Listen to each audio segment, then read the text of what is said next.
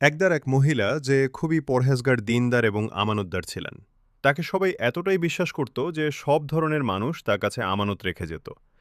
একজন ব্যক্তি সেই মহিলার কাছে তার জীবনের অর্জিত অর্থ এবং স্বর্ণ মুদ্রা আমানত রেখে সফরে বের হয়। তিনি প্রায় বেশ কয় মাস পর এসে জানতে পারেন মহিলাটি আর বেঁচে নেই।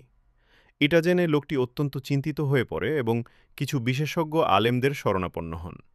আলেমরা তাকে বলল, যেহেতু মহিলা আমানতদার এবং দিনদার ছিল, নিশ্চয়ই আমরা ধারণা করতে পারি সে হয়তো জান্নাতি। আপনি অমুক কুয়ায় গভীর রাতে গিয়ে মহিলার নাম ধরে ডাকবেন। যদি তিনি জান্নাতি হন, তখন তিনি আপনার ডাকে সাড়া দিবেন। লোকটি সেখানে গিয়ে পরপর ৩ দিন ধরে ডাকার পরেও জবাব আসে না। তারপর লোকটি আবার আলেমদের শরণাপন্ন হলে আলেমেরা বিস্ময়ের সাথে ইন্না লিল্লাহি ওয়া ইন্না ইলাইহি রাজিউন পড়েন এবং বলেন, মহিলা জান্নাতে কিনা এতে তাদের সন্দেহ রয়েছে, এবং অন্য কুয়ায় একইভাবে গভীর রাতে গিয়ে ডাকার জন্য বলে। ঠিক একইভাবে অন্য সেই কুয়ায় দিয়ে ডাকার পর প্রথম ডাকেই সাড়া আসে এবং মহিলা তাকে বলে দেয় সে কোথায় আমানত রেখে গেছে। তারপর সেই লোকটি জিজ্ঞেস করে, আপনি তো অত্যন্ত ভালো মানুষ ছিলেন, আপনার এই অবস্থা কেন?